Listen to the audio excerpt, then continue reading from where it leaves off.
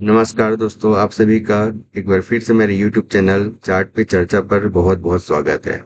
उम्मीद है आपको मेरी कल की एनालिसिस वीडियो, ये जो हमने कल डाला हुआ था मतलब आज सुबह, ये काफी पसंद आई होगी और इसने आपको बहुत हेल्प किया होगा। मेरा एक बार आपसे रिक्वेस्ट है कि आप इस वीडियो को जरूर देखें, मतलब कि एक बार ये मस्ट वीडियो आप जरूर देखिए।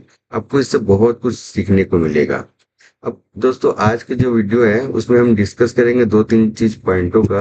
इसमें पहला है कि हमने हमारा जो कल का एनालिसिस था उसके हिसाब से निफ्टी ने कैसे मूव किया। दूसरा बात करेंगे कि वेडनेसडे को मार्केट कैसे भी हो कर सकती है।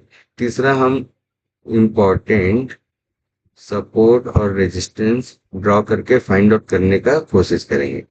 और हमारा चौथा है कि हम आज के जो है मार्केट पोस्ट मार्केट एनालिसिस क्या हमारे लिए लर्निंग लेसन है, उस पर हम डिस्कस करेंगे। तो चलिए हम चलते हैं सबसे पहले अपने पहले पॉइंट में कि आज हमने क्या डिस्कस किया था और मार्केट ने कैसा बिहेव किया। तो दोस्तों, कल हमने एक हमने सिंपल सा एक ट्रेंड लाइन ड्रॉ किया हुआ था। इसका ये हमने ट्रेंड लाइन ड्रॉ किया था। ये ये वाली आप वीडियो दोबारा जाके दे सकते हैं। और ये हमने ट्रेंड लाइन ड्रॉ किया हुआ, ये हो गया।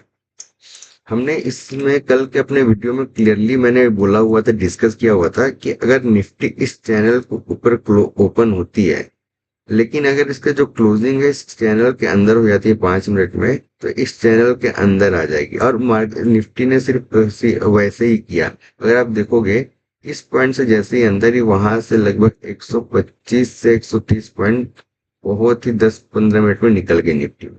और हमने डिस्कस किया था कि जब तक इस ट्रेंड लाइन को ब्रेक नहीं करते ऊपर का मोमेंटम नहीं आएगा।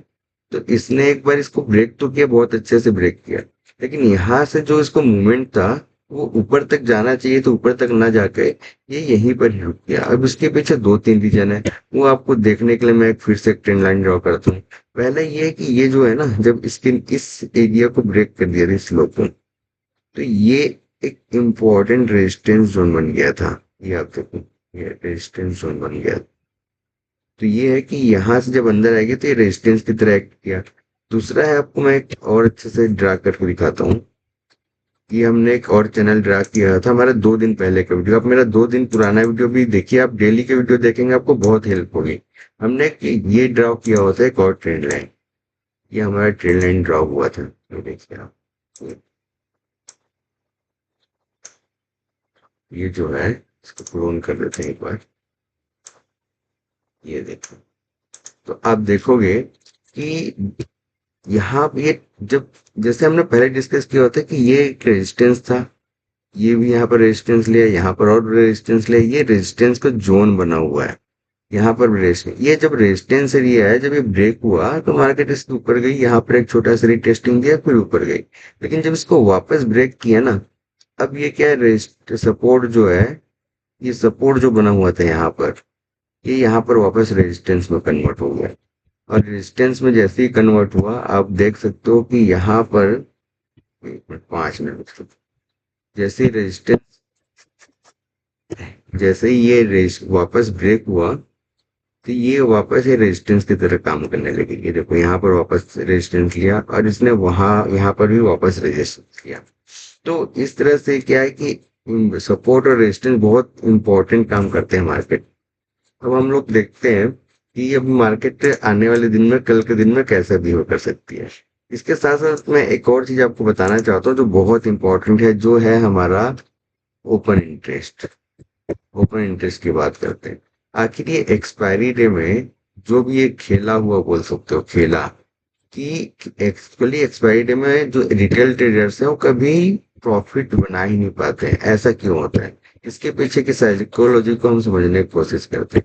अब क्या है कि ये जब ये चैनल ब्रेक हो गया था, ये जो ट्रेंड लाइन ब्रेक हो गया था, यहाँ पर क्या है कि लोगों ने ये 1 2 3 बार सपोर्ट किया यहाँ पर। ये देखो आप, यहाँ पर ये ये सपोर्ट, ये सपोर्ट, ये सपोर्ट लिया।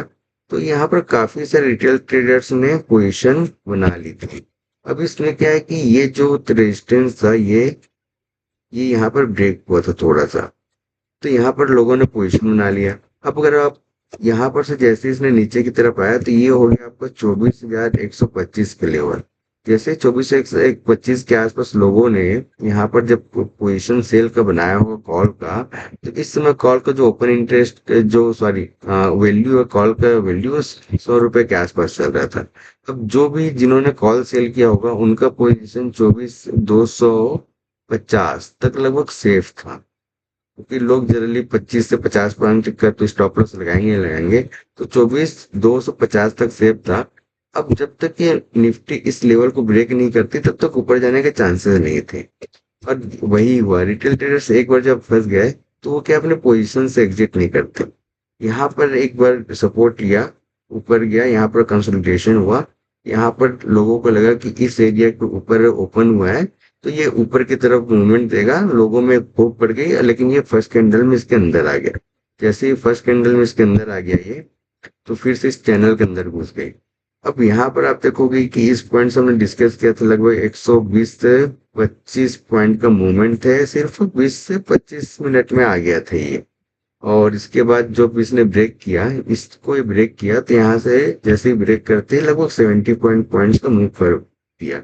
अभी सोचने वाली बात है कि इसके ऊपर क्यों नहीं गए थे। हमने डिस्कस अभी जस्ट किया था कि यहाँ पर रेजिस्टेंस एरिया था, इसलिए इसके ऊपर नहीं जा पाई। अब हम बात करते हैं कल के, अपने कल आने वाले दिन में निफ्टी कैसे बिहेव कर सकता है। अभी क्या है कि जैसे हमने ये चैनल ड्रॉ किया हुआ है, ये ट्रेंड लाइन जो है, ये ट्रेंड लाइन ऐसे ही रहेगा। ये रेजिस्टेंस है, ये रेजिस्टेंस है, रेजिस्टेंस है। अब देखने वाली बात है कि कल निफ्टी क्या इस ट्रेंड लाइन के ऊपर जाकर क्लोजिंग देती है क्या। अगर इसके ऊपर जाकर क्लोजिंग देती है उसके बाद ही अपसाइड का मोमेंटम मिलने के चांसेस है।